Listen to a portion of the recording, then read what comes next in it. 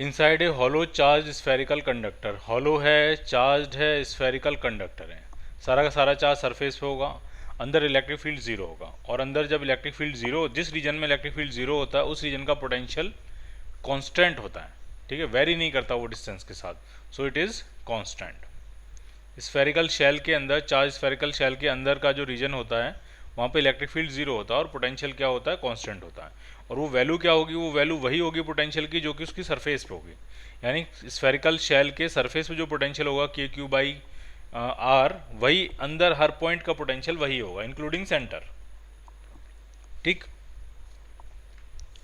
The electric field in uniform motion produces, sorry an electric charge in uniform motion, अगर एक electric charge है, कोई भी electric charge हो सकता है, क्यू चार्ज है और वो यूनिफॉर्म मोशन में है, यानी यूनिफॉर्म वेलोसिटी से चल रहा है, एक्सेलरेट नहीं कर रहा है, तो वो एक करंट फ्लो कराएगा और करंट की वजह से मैग्नेटिक फील्ड क्रिएट होगा। तो सिंस ये चार्ज है तो इलेक्ट्रिक फील्ड तो ये प्रोड्यूस करेगा ही करेगा, और इसके मोशन की वजह से मैग्नेटिक फील्ड भी प्रोड्यूस होगा, तो दोनों चीज़ें प्रोड्यूस होंगी, इलेक्ट्रिक फील्ड भी होगा, मैग्नेटिक फील्ड भी होगा। लेकिन अगर ये एक्सेलरेट करना शुरू करे तो फिर ये वेरिएबल इलेक्ट्रोमैग्नेटिक फील्ड क्रिएट करेगा, यानी इलेक्ट्रोमैग्नेटिक फील्ड क्रिएट करेगा वो, ठीक है, variable electric field, variable magnetic field, ठीक है, पोजीशन और टाइम के साथ जो चेंज करेगा, ठीक है, तो वो इलेक्ट्रोमैग्नेटिक पल्सेस क्रिएट करेगा अगर ये चार्ज क्या करेगा, एक्सेलरेट करेगा। अब ये कॉन्स्टेंट सिंपल बात है, ठीक है, पहली बात क्या है, अगर चार्ज रेस्ट में हो तो सिर्फ इलेक्ट्रिक फील्ड करता है, चार्ज अगर कांस्टेंट वेलोसिटी चल रहा हो तो इलेक्ट्रिक फील्ड के साथ मैग्नेटिक फील्ड भी करता है, और चार्ज अगर एक्सेलरेट कर रहा हो तो इलेक्ट्रोमैग्नेटिक वेव्स क्रिएट करता है, ठीक है। तो यहाँ पे आंसर क्या बनेगा आपका, C part. The radii of the two metallic sphere P and Q are R1 and R2 respectively.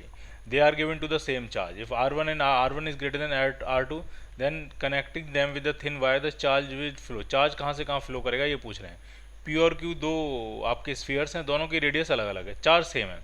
तो पोटेंशियल के बारे में बात करते हैं, तो पोटेंशियल होता है आपका के क्यू बाई आर, तो जिसकी रेडियस पोटेंशियल जो होगा वो क्या होगा, के क्यू बाई आर, पहले वाले का R1 हो जाएगा, दूसरे वाले का R2 हो जाएगा। तो जिसकी रेडियस ज़्यादा है उसका पोटेंशियल कम होगा, जिसकी रेडियस कम है उसका पोटेंशियल ज़्यादा होगा।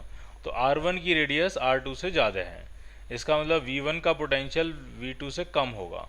तो जब आप कनेक्ट करोगे तो जो चार्ज फ्लो करेगा वो हायर पोटेंशियल से लोअर पोटेंशियल, यानी 2 से 1 की तरफ फ्लो करेगा, यानी Q से P की तरफ फ्लो करेगा, बी पार्ट।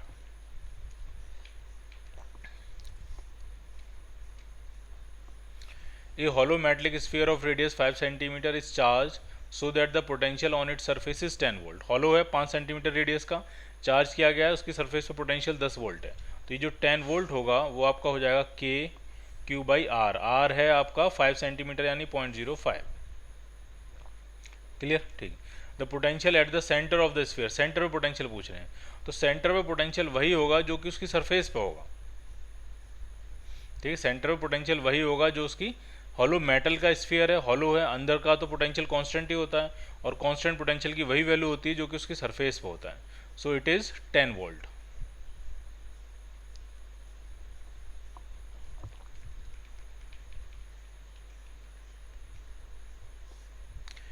एक चार्ज है 10⁻⁹ coulomb is placed on each of the 64 identical drops of radius 2 centimetre, ठीक है, 64 आइडेंटिकल ड्रॉप प्लेट्स हैं, सबकी रेडियस जो है वो 2 सेंटीमीटर, और हर किसी पे चार्ज रखा गया है 10⁻⁹ कूलम। अब उनको कंबाइन कर दिया गया, तो जो बिगर ड्रॉप बनी उसका पोटेंशियल पूछ रहे हैं, तो सबसे पहले बिगर ड्रॉप का चार्ज निकालेंगे।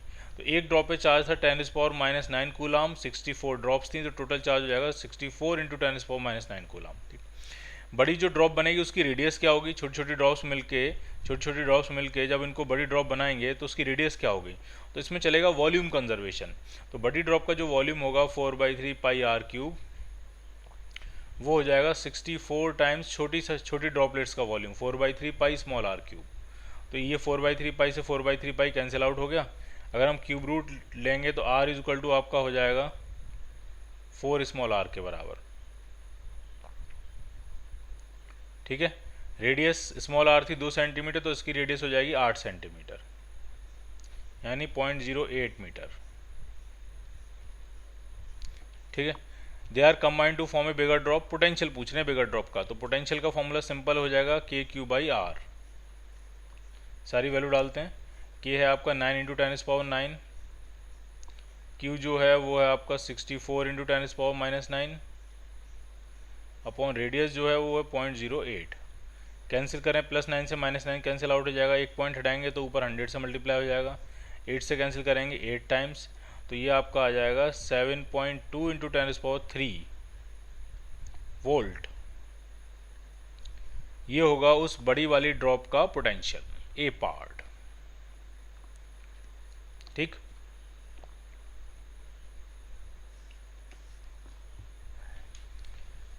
One 125 identical drops each are charge to the same potential of 50 volt. ठीक है, 125 ड्रॉपलेट्स हैं, 50 वोल्ट से हर किसी को चार्ज किया है और वो कंबाइन होकर एक सिंगल ड्रॉप बना रही है। सिंगल ड्रॉप का पोटेंशियल पूछ रहे हैं, तो आप आराम समझिए, जो स्मॉल ड्रॉपलेट्स होंगी उनका जो पोटेंशियल होगा वो होगा आपका K/Q/R।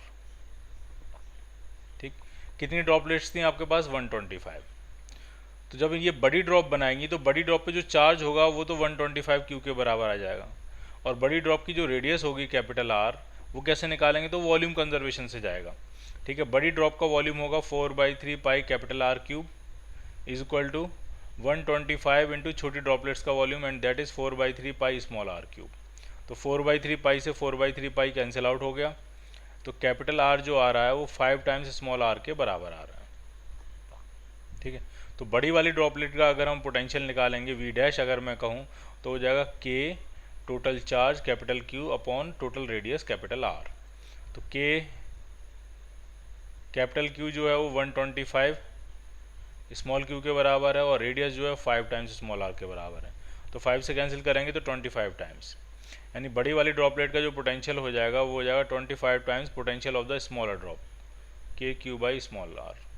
ठीक, और ये कितना हो जाएगा? 50 वोल्ट। तो ये आपका हो जाएगा 25 इंटू 50, तो ये आपका आ जाएगा 1250 वोल्ट।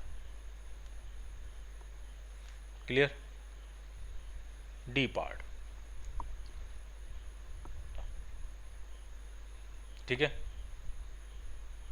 पोटेंशियल 25 गुना हो गया आपका। आप चाहो तो एक छोटा फॉर्मूला जैसा क्रिएट कर सकते हो कि अगर n जो ड्रॉपलेट्स हैं स्मॉल ड्रॉपलेट्स, उनको मर्ज करके एक बड़ी ड्रॉपलेट बनाई जा रही है, और इन छोटी ड्रॉपलेट्स का पोटेंशियल अगर V0 है, तो इस बड़ी वाली ड्रॉपलेट का जो पोटेंशियल आ रहा है वो n² टाइम्स V0 आ रहा है, क्योंकि चार्ज तो हो जा रहा है, नहीं n² टाइम्स नहीं, n की पावर 2/3 टाइम्स V0 आ रहा है। ठीक है, चार्ज तो हो जा रहा है n टाइम्स और रेडियस हो जा रही है n की पावर 1/3 टाइम्स। तो जब आप इसको सेटल करोगे तो n की पावर 2/3 टाइम्स V0 आ जाएगा। मैं फिर से समझा रहा हूँ, अगर आपके पास कई सारी n ड्रॉपलेट्स हैं और हर किसी का पोटेंशियल V0 है, वो सारी मर्ज करके एक बड़ी ड्रॉपलेट बना रही हैं, तो उसका पोटेंशियल होगा n की पावर 2/3 टाइम्स V0। ठीक है, तो आप चाहो तो इस कंसेप्ट छोटा सा एक फॉर्मूला ऐसा आप याद भी कर सकते हो, वरना सॉल्व करके निकालो तो वो ज़्यादा बेहतर है। Charges of 10/3 into 10⁻⁹ coulomb are placed at each of the 4 corners of square of side 8 centimeter. The potential at the intersection of the diagonal. Diagonal की intersection का potential पूछ रहे हैं। चार चार्जेस हैं और वो चारों कॉर्नर पे इस तरह से रखे हुए हैं। ठीक है, और जो डायगोनल का इंटरसेक्शन मतलब सेंटर के बारे में बात चल रही है। तो मैंने ऐसा कहा कि चलो ऐसा करते हैं, चारों चार्जेस Q हैं आपके। ठीक, और साइड इसकी A है, मान ली साइड कितनी है? A है। तो अगर ये A है तो ये डायगोनल, पूरा डायगोनल होगा A√2, तो आधा डायगोनल जो होगा वो होगा A/√2। तो इस सेंटर का जो पोटेंशियल बनेगा एक चार्ज की वजह से हो जाएगा K/Q/R। R कितना है? R है A/√2। और ऐसे अगर चार चार्जेस हैं तो टोटल पोटेंशियल कितना बन जाएगा? Into 4। So it is 4√2 times K/Q/A। सारी वैल्यू डालिए और आपको आंसर मिलेगा। ठीक है, ए जो साइड है वो 8 सेंटीमीटर है, तो उसको मीटर्स में डालना होगा। ठीक, सारी वैल्यू डालेंगे आपको आंसर मिलेगा। 3 charges 2Q -Q and -Q are located at the vertices of an equilateral triangle. एक इक्विलेटरल ट्राइंगल के वर्टाइसेस पे 3 चार्ज रखे हुए हैं इस तरह से। इक्विलेटरल ट्राइंगल है ये इस तरह से। ये चार्ज जो है वो है 2Q, ये वाला चार्ज है -Q, और ये वाला चार्ज भी क्या है आपका? -Q। अब पूछ रहे हैं eight the centre of the triangle, centre के बारे में बात चल रही है। तो सेंटर पोटेंशियल तो 0 होगा, क्योंकि अगर सेंटर के लिए डिस्टेंस आपकी स्मॉल r है, ये वाली डिस्टेंस भी आपकी क्या होगी? स्मॉल r, और ये वाली डिस्टेंस भी क्या होगी आपकी स्मॉल आर। तो सेंटर का जो पोटेंशियल होगा वो हो जाएगा प्लस के 2q/r, यहाँ से होगा माइनस KQ/r, यहाँ से होगा माइनस KQ/r। तो नेट सेंटर का पोटेंशियल क्या होगा, जीरो। पोटेंशियल तो जीरो हो जाएगा, लेकिन फील्ड जीरो नहीं होगा। फील्ड इसलिए जीरो नहीं होगा क्योंकि इस 2q की वजह से इलेक्ट्रिक फील्ड होगा नीचे की तरफ, अवे फ्रॉम द चार्ज। इस माइनस q की वजह से होगा टुवर्ड्स द चार्ज, और इस वाले माइनस q की वजह से भी होगा टुवर्ड्स द चार्ज। तो ये कैसे भी इन तीनों का रिजल्टेंट जीरो नहीं बनेगा। तो फील्ड जीरो नहीं है बट पोटेंशियल जीरो होगा। The field is non zero but potential is zero, so your answer is B part. ठीक, आगे क्या कह रहे हैं, an electric potential at a point on the axis of an electric dipole depends on a distance R of the point from the dipole as. Formula पूछ रहे हैं कि एक्सियल पोजीशन पे इलेक्ट्रिक डायपोल की एक्सियल पोजीशन पे potential का formula क्या होता है। जरा देखते हैं क्या क्या ऑप्शन दिए हैं। तो ये तो सिंपली ये पूछ रहे हैं कि आर के साथ वेरिएशन क्या है। तो एक्सियल पोजीशन पे जो पोटेंशियल होता है वो आपका 1/r² के साथ वेरी करता है, और एक्सियल पोजीशन पे जो इलेक्ट्रिक फील्ड होता है वो आपका 1/r³ के साथ वेरी करता है। इलेक्ट्रिक फील्ड तो एक्सियल और इक्वेटोरियल दोनों पोजीशन पे 1/r³ के साथ वेरी करता है, लेकिन पोटेंशियल एक्सियल पोजीशन पे 1/r² के साथ वेरी करता है, और इक्वेटोरियल पोजीशन का पोटेंशियल जीरो होता है। ठीक, वेरी करता ही नहीं है, वो पूरी इक्वेटोरियल लाइन जो होती है या पूरा जो इक्वेटोरियल प्लेन है वो जीरो पोटेंशियल प्लेन होता है, उसका पोटेंशियल जीरो होता है, क्योंकि उस प्लेन पे प्रेजेंट हर पॉइंट जितना पॉजिटिव चार्ज से दूर है उतना ही निगेटिव चार्ज से दूर है। तो उस पॉइंट का पोटेंशियल जितना पॉजिटिव चार्ज की वजह से पॉजिटिव पोटेंशियल है उतना ही निगेटिव चार्ज की वजह से निगेटिव पोटेंशियल है। नेट पोटेंशियल क्या है उसका, जीरो। तो इक्वेटोरियल प्लेन को हम जीरो पोटेंशियल प्लेन भी कह सकते हैं। यहाँ तो एक्सियल पोजीशन की बात हो रही है, एक्सिस की बात हो रही है, तो यहाँ आंसर जो बनेगा वो क्या बन जाएगा आपका, B part. Distance between H+ ion and Cl- ion in HCl molecule is 1.28 angstrom. What will be the potential due to this dipole at the distance 12 angstrom on the axis of the dipole? Axis पे पूछ रहे हैं कि क्या क्या आपका potential होगा। ठीक है, तो एक्सियल पोजीशन पे जो पोटेंशियल का फॉर्मूला होता है वो आपका होता है Kp/r²।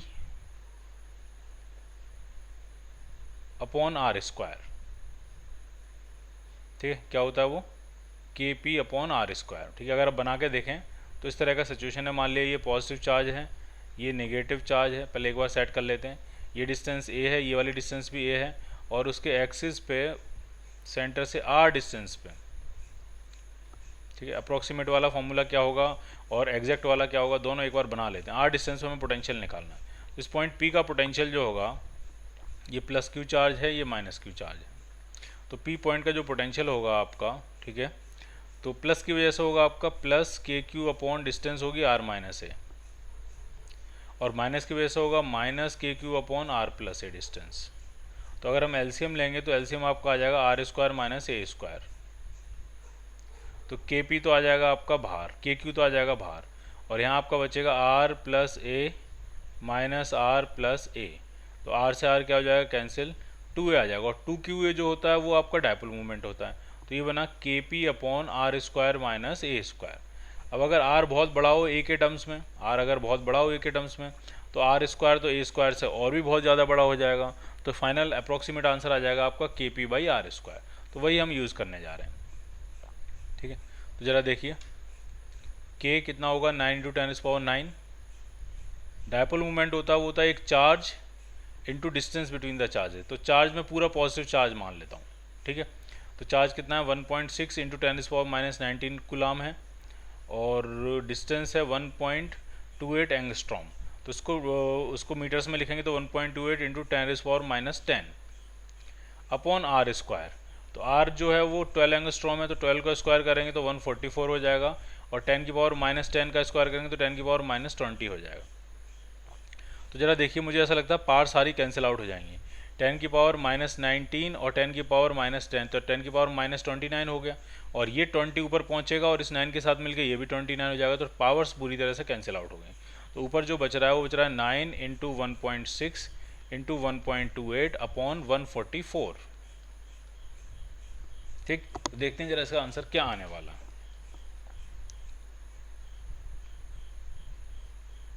16 × 9 कितना होता है,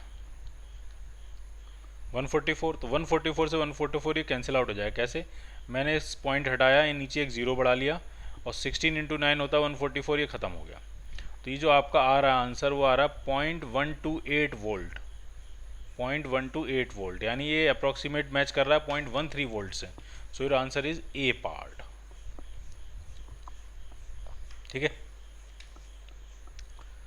The potential at a point due to an electric dipole will be maximum and minimum when the angle between the axis of the dipole and the line joining the point to the dipoles are respectively। ठीक है, dipole की axis समझिए। तो अगर ये negative charge है, ये positive charge है, तो ये डायपोल की आपकी एक्सिस होगी। ठीक है, और ये डायपोल मूवमेंट की डायरेक्शन होगी। डायपोल मूवमेंट की डायरेक्शन होती है नेगेटिव से positive. The potential at a point due to electric dipole will be maximum and minimum when the angle between the axis of the dipole and the line joining the point to the dipole। ठीक, तो maximum किस point का होता है और minimum किस point का होता है वो समझिए। तो अगर मैं इक्वेटोरियल पोजीशन की बात करूं, इक्वेटोरियल पोजीशन की, तो वहाँ का पोटेंशियल जो होता है वो होता है 0। अब एक्सियल पोजीशन की बात करें तो एक्सियल पोजीशन में पोटेंशियल पॉजिटिव भी हो सकता है, नेगेटिव भी हो सकता है। अगर आप पॉजिटिव साइड वाले रीजन में यहाँ हैं, कहीं इस रीजन में है, इस वाले एक्सिस पे कहीं है, इधर पॉजिटिव चार्ज के पास वाले रीजन में, तो यहाँ का पोटेंशियल होगा पॉजिटिव। और अगर आप इस रीजन में आ गए, नेगेटिव चार्ज के पास वाले रीजन में आ गए, तो इस यहाँ का पोटेंशियल होता है नेगेटिव। तो हाईएस्ट पोटेंशियल होता है पॉजिटिव रीजन का और लोएस्ट जो पोटेंशियल होता है वो नेगेटिव रीजन का होता है। 0 तो कहीं बीच में आ गया। तो इसका मतलब वो जो पोजीशन है, अगर वो पोजीशन वेक्टर डायपोल मोमेंट के पैरेलल होगा तो उस रीजन का पोटेंशियल जो होगा वो मैक्सिमम होगा। और अगर पोजीशन वेक्टर डायपोल मूवमेंट की डायरेक्शन के अपोजिट होगा, इस तरफ होगा, अपोजिट होगा, तो जो पोटेंशियल होगा वो कैसा होगा, मिनिमम होगा, नेगेटिव होगा।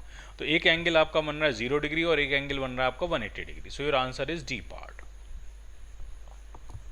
ठीक है। The value of electric potential at any point due to any electric dipole. ठीक, तो ये ना एक्सियल पोजीशन है ना इक्वेटोरियल पोजीशन, जनरल पोजीशन की बात चल रही है। तो जरा समझिए आप, जैसे मैंने आपसे कहा कि ये एक डायपोल मूवमेंट है, डायपोल रखा हुआ है यहाँ, डायपोल मूवमेंट पी है, और इस डायपोल मूवमेंट से यहाँ से थीटा एंगल पे कोई पोजीशन है, पोजीशन वेक्टर आर नाम दे रहे हैं, और यहाँ का हमें पोटेंशियल फाइंड करना है। तो तरीका हम क्या करते थे, अगर ये एंगल थीटा है तो डायपोल मूवमेंट के दो कंपोनेंट तोड़ लिए। एक तो हो गया पी कॉस थीटा और एक क्या हो गया P sine theta. Since P sine theta के लिए वो पोजीशन है इक्वेटोरियल पोजीशन, तो पी साइन थीटा की वजह से उस पॉइंट पे कोई पोटेंशियल नहीं होगा। जो भी होगा पी कॉस थीटा की वजह से होगा। तो पी कॉस थीटा की वजह से जो आएगा फॉर्मूला वो आपका हो जाएगा K P cos theta upon R square. ठीक, अब अगर इसको मैं डॉट प्रोडक्ट में लिखूँ तो ऐसा करते हैं, एक आर से ऊपर मल्टीप्लाई करते हैं, एक आर से नीचे मल्टीप्लाई करते हैं, ताकि ये बन गया पी आर कॉस थीटा, ये बन गया पी डॉट आर। ये क्या बन गया आपका पी डॉट आर। तो पोटेंशियल आपका आया k times vector P dot vector R upon R cube, k times P dot R upon R cube. So your answer will be D part. In a Millikan oil drop experiment, an oil drop carrying a charge Q is held stationary by a potential difference of 2400 volt between the plates। आराम से समझिए, दो plates हैं आपके पास और उनके बीच में कुछ पोटेंशियल डिफरेंस है। ठीक, मान लिया पोटेंशियल डिफरेंस है डेल्टा वी और प्लेट्स के बीच का जो सेपरेशन है वो डी है। तो प्लेट्स के बीच में जो इलेक्ट्रिक फील्ड क्रिएट होगा वो हो जाएगा पोटेंशियल डिफरेंस अपॉन डिस्टेंस। ठीक, और ये रेस्ट में आपने हेल्ड करी हुई है, इसका मतलब यहाँ पे क्या होगा, इलेक्ट्रिक फोर्स लग रहा होगा क्यू ई ऊपर की तरफ और नीचे लग रहा होगा उसका वेट एम जी, और रेस्ट में है तो ये दोनों बराबर हो रहे होंगे, यानी Q E is equal to M G, Q E is equal to M G. और इलेक्ट्रिक फील्ड किसके बराबर आया, तो इलेक्ट्रिक फील्ड आपका आया potential difference upon separation between the plates के बराबर is equal to M G. ठीक है, अब जरा समझिए क्या सिचुएशन है। ये कह रहे हैं क्यू चार्ज है और उसको होल्ड करने के लिए हमने 2400 वोल्ट का पोटेंशियल लगाया है और वो ऑयल की जो ड्रॉप है वो रेस्ट है। अब कह रहे हैं to keep the drop of half the radius, आधी रेडियस की ड्रॉप है। अब अगर रेडियस आधी होगी तो वॉल्यूम तो आपका 1/8 हो जाएगा, वॉल्यूम 1/8 होगा तो मास भी 1/8 हो जाएगा, और मास 1/8 होगा, वेट 1/8 हो जाएगा। तो इधर वाला जो फोर्स है, ये जो वेट है, ये आपका 1/8 टाइम्स हो गया। इसका मतलब ये वाला जो इलेक्ट्रिक फोर्स है ये भी 1/8 टाइम्स हो जाना चाहिए, तभी बैलेंस करेंगे। अब कह रहे हैं पोटेंशियल तो उन्होंने घटा के 600 कर दिया है, 2400 वोल्ट से पोटेंशियल घटा के 600 वोल्ट कर दिया, यानी पोटेंशियल 1/4 टाइम्स कम कर दिया है। तो तो अब 1/8 करने के लिए चार्ज को आपको हाफ कर देना पड़ेगा, चार्ज हाफ हो जाएगा, पोटेंशियल 1/4 हो जाएगा, तो ये पूरा फोर्स 1/8 हो जाएगा। 1/8 करना जरूरी है क्योंकि इसका जो वेट है वो भी 1/8 हो गया, तभी बैलेंस हो पाएगा। अदरवाइज क्या होगा, अगर ये वाला फोर्स ज़्यादा हो गया तो ये जो ड्रॉपलेट है ऊपर की तरफ भाग जाएगी, अगर ये वाला फोर्स ज़्यादा हो गया mg तो ड्रॉपलेट नीचे भाग आएगी। तो आपका आंसर क्या बनेगा, Q/2। A charge of 5 coulomb experiences a force of 5000 Newton when it is kept in an uniform electric field. What is the potential difference between 2 points separated by a distance of 1 centimeter? ठीक है, क्या कह रहे हैं समझिए। 5 coulomb का charge है, 5000 Newton का फोर्स एक्सपीरियंस किया उसने यूनिफॉर्म इलेक्ट्रिक फील्ड में, तो इससे आप उस यूनिफॉर्म इलेक्ट्रिक फील्ड की वैल्यू फाइंड कर सकते हो। कैसे, F जो होता है वो QE के बराबर होता है, तो जो यूनिफॉर्म इलेक्ट्रिक फील्ड होगा वो आपका हो जाएगा F/Q। ठीक, कितना हो जाएगा वो, F/Q। तो F है आपका 5000 न्यूटन और Q है आपका 5 कूलाम, तो ये आपका आ जाएगा 1000 न्यूटन पर कूलाम आ गया इलेक्ट्रिक फील्ड। अब आपसे पूछ रहे हैं अगर 2 पॉइंट्स 1 सेंटीमीटर डिस्टेंस पे हों उस यूनिफॉर्म इलेक्ट्रिक फील्ड की डायरेक्शन में, उस यूनिफॉर्म इलेक्ट्रिक फील्ड में, तो पोटेंशियल डिफरेंस कितना होगा। तो पोटेंशियल डिफरेंस का फॉर्मूला होता है डेल्टा V होता है E/D। हमें सिर्फ डिफरेंस निकालना है, अदरवाइज तो डॉट प्रोडक्ट भी होता है, एक माइनस भी लगता है, लेकिन आप चीज़ें सिंपल हैं तो सिंपल ही रखते हैं। तो इलेक्ट्रिक फील्ड है आपके पास 1000 न्यूटन पर कूलाम और डिस्टेंस है 1 सेंटीमीटर। 1 सेंटीमीटर का मतलब हो गया 1/100 metre. So potential difference 10 volt आ रहा है। उन दोनों पॉइंट्स के बीच में पोटेंशियल डिफरेंस क्या होगा, 10 volt. So your answer is a part. अब कौन सा हायर होगा कौन सा लोअर होगा, बहुत सिंपल है। अगर इलेक्ट्रिक फील्ड इस डायरेक्शन में है और वो 2 पॉइंट्स यहाँ और यहाँ हैं 10 सेंटीमीटर डिस्टेंस पे, तो इलेक्ट्रिक फील्ड हमेशा हायर पोटेंशियल से लोअर पोटेंशियल होगा। ठीक है, तो अगर इस पॉइंट का नाम ए है, इस पॉइंट का नाम बी है, तो ए जो होगा वो हायर पोटेंशियल रहा होगा, बी जो है वो लोअर पोटेंशियल रहा होगा। तो VA माइनस VV जो आपका होगा वो आपका 10 वोल्ट होगा। ठीक है, 2 insulated charged conducting sphere of radii 20 cm and 15 cm respectively and having a equal charge of 10 coulomb are connected by a copper wire and then they are separated। ठीक है, 20 सेंटीमीटर और 15 सेंटीमीटर और 15 centimetre उनकी radius थी और शुरुआत में दोनों पे इक्वल चार्ज था। शुरुआत में दोनों पे क्या था, इक्वल चार्ज था, और जैसे आपने कनेक्ट किया तो चार्ज रिडिस्ट्रीब्यूट होगा। ठीक है, तो ज़रा समझते हैं, देखिए क्या होगा। एक तो है ये 20 सेंटीमीटर, एक है ये 15 सेंटीमीटर। इस पर भी चार्ज कितना था, 10 कूलाम। इस पर भी चार्ज कितना था, 10 कूलाम। इसकी रेडियस है 20 सेंटीमीटर और इसकी रेडियस जो है वो है 15 सेंटीमीटर। अब आपने क्या किया, इसको कनेक्ट कर दिया। ठीक है, तो पोटेंशियल का फॉर्मूला होता है KQ/R, और अगर चार्ज दोनों पे सेम था तो जिसका रेडियस ज़्यादा होगा उसका पोटेंशियल कम होगा। इसका रेडियस ज़्यादा है 20 सेंटीमीटर, इसका पोटेंशियल कम होगा। तो जो चार्ज है वो हायर पोटेंशियल से लोअर पोटेंशियल की तरफ मूव कर जाएगा। इसका मतलब चार्ज आपका इस 10 कूलाम इस 15 सेंटीमीटर वाले स्फीयर से 20 सेंटीमीटर वाले स्फीयर पे आ जाएगा, और तब तक आएगा जब तक कि दोनों का पोटेंशियल सेम नहीं हो जाता। तब तक आएगा कि जब तक कि KQ/R का रेशियो दोनों के लिए सेम नहीं हो जाता, यानी Q/R का रेशियो दोनों के लिए सेम होगा। यानी Q1/R1 किसके बराबर होगा, आपका Q2/R2 के बराबर होगा। ठीक है, जरा देखते हैं क्या कह रहे हैं। Both the spheres will have the same charge, गलत है। सरफेस चार्ज डेंसिटी के बारे में बात कर रहे हैं, किस पे सरफेस चार्ज डेंसिटी ज़्यादा होगी। तो सरफेस चार्ज डेंसिटी तो चार्ज पर यूनिट एरिया होती है, ये दोनों तो बराबर हैं। अब आपको एरिया बनाना तो ऐसा करो, आप इसमें R1 से ऊपर नीचे यहाँ मल्टीप्लाई करो और इसमें R2 से ऊपर नीचे मल्टीप्लाई करो। फिर इसमें एक काम और भी करो कि इसमें 4 पाई से भी ऊपर नीचे मल्टीप्लाई कर दो, 4 पाई से इधर भी कर दो। ऐसा करते हैं 4 पाई से इधर मल्टीप्लाई कर देते हैं और 4 पाई से इधर भी मल्टीप्लाई कर देते हैं। तो ये बना Q/4πR1 का स्क्वायर। तो ये बना पहले स्फीयर की सरफेस चार्ज डेंसिटी, और ये होगा Q2/4πR2 स्क्वायर, ये होगा दूसरे स्फीयर की सरफेस चार्ज डेंसिटी। तो आपकी जो इक्वेशन बन रही है वो ये बन रही है R1 sigma 1 is equal to R2 sigma 2।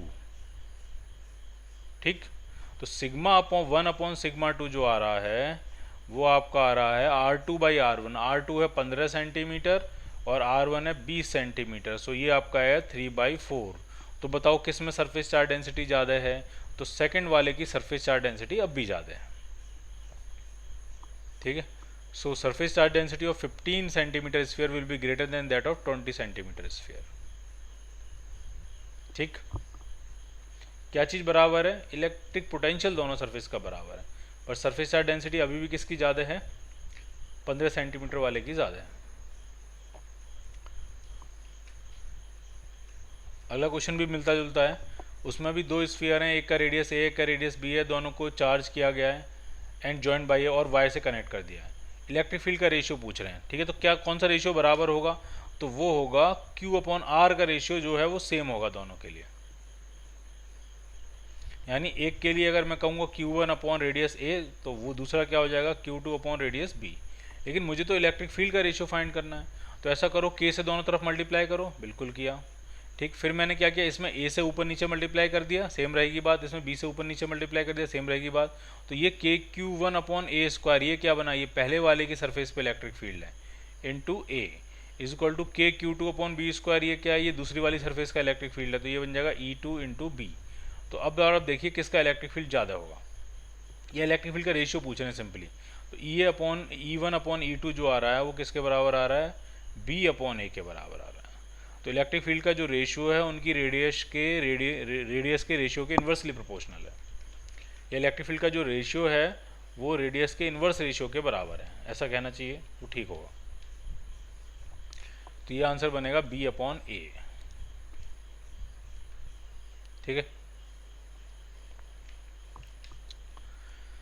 If a charged spherical conductor of radius 10 cm has a potential V at a 0.5 cm from its center, समझिए जरा, एक चार्ज स्फेरिकल कंडक्टर है जिसकी रेडियस 10 सेंटीमीटर है।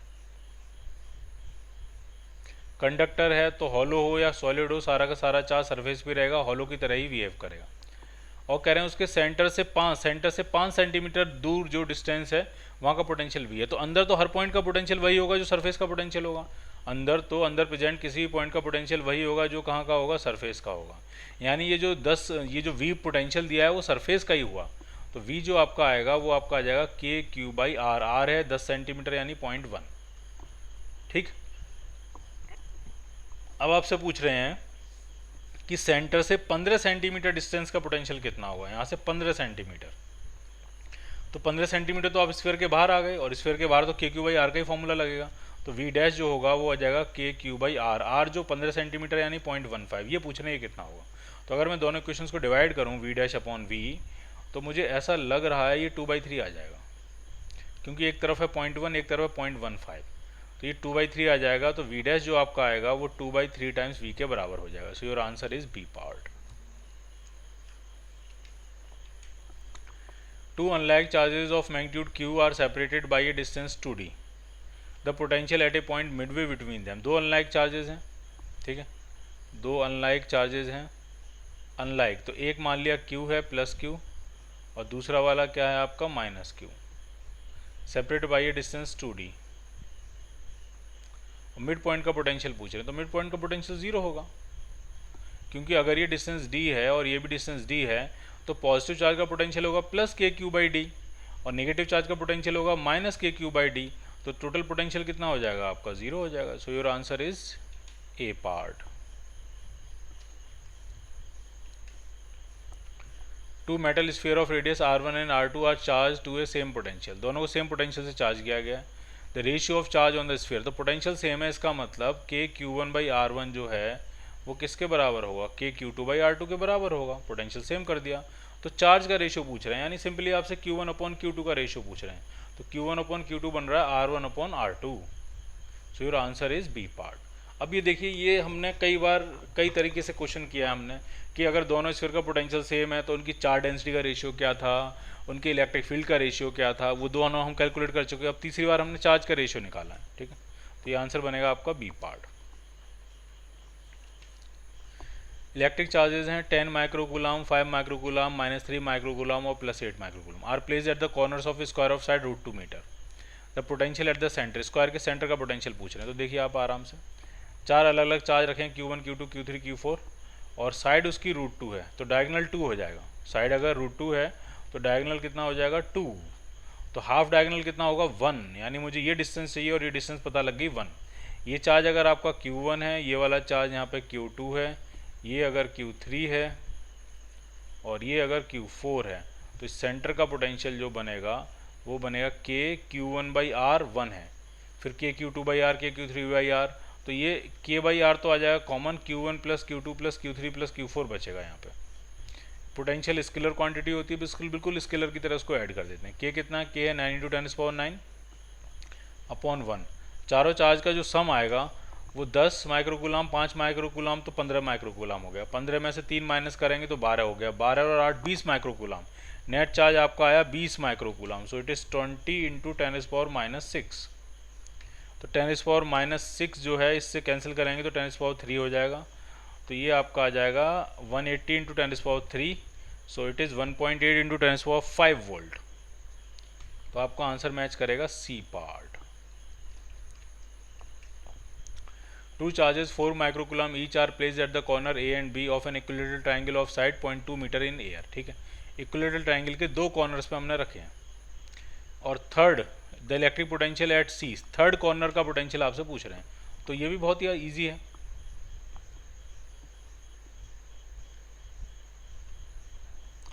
तो एक चार्ज है आपके पास 4 माइक्रोकूलम और ये दूसरा चार्ज भी जो है वो 4 माइक्रोकूलम है, और ये डिस्टेंस भी आपकी 0.2 मीटर है। ये डिस्टेंस भी कितनी है, 0.2 मीटर है। और आपसे इस पॉइंट का पोटेंशियल पूछ रहे हैं। तो इस वाले चार्ज की वजह से होगा KQ/R और इस वाले चार्ज की वजह से भी होगा KQ/R। अब दोनों चार्ज सेम है, दोनों R सेम है, तो नेट पोटेंशियल हो गया 2KQ/R। ठीक है, तो सी पॉइंट का पोटेंशियल होगा आपका 2KQ/R।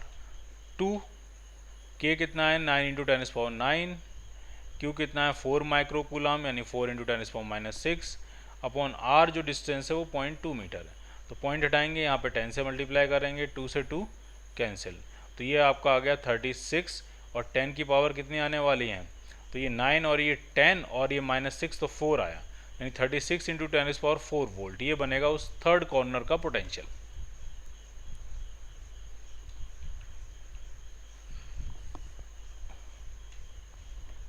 The potential at a point due to positive charge of 100 microcoulomb at a distance 9 metre. कोई पॉजिटिव चार्ज है 100 माइक्रोकूलम का, उससे 9 मीटर डिस्टेंस का पोटेंशियल पूछ रहे हैं। तो पोटेंशियल बहुत ही सिंपल है, KQ/R का फॉर्मूला लगाएंगे, आंसर आएगा K है 9 × 10⁹, Q है 100 माइक्रोकूलम यानी 100 × 10⁻⁶, अपॉन डिस्टेंस भी 9 मीटर दी हुई है ताकि ये कैंसिल आउट हो गया। तो ये आपका आया 10⁻⁹ +9 10 11 और ये -6 10⁵ वोल्ट आ रहा है। कैलकुलेशन कर लेना, बी पार्टी आंसर मिलेगा आपको। इसमें भी क्या एक पॉजिटिव चार्ज है प्लस Q एक नेगेटिव चार्ज है, और ए पॉइंट के पोटेंशियल के बारे में बात कर रहे हैं। तो बेसिकली ये डायपोल बन गया, और ये है इक्वेटोरियल पोजीशन, और इक्वेटोरियल पोजीशन का पोटेंशियल 0 होता है। या आप सिंपल समझिए, पॉजिटिव चार्ज की वजह से जितना इस पॉइंट का पॉजिटिव पोटेंशियल होगा उतना ही नेगेटिव चार्ज की वजह से नेगेटिव पोटेंशियल होगा। तो नेट पोटेंशियल क्या आ जाएगा, 0। So your answer is B part.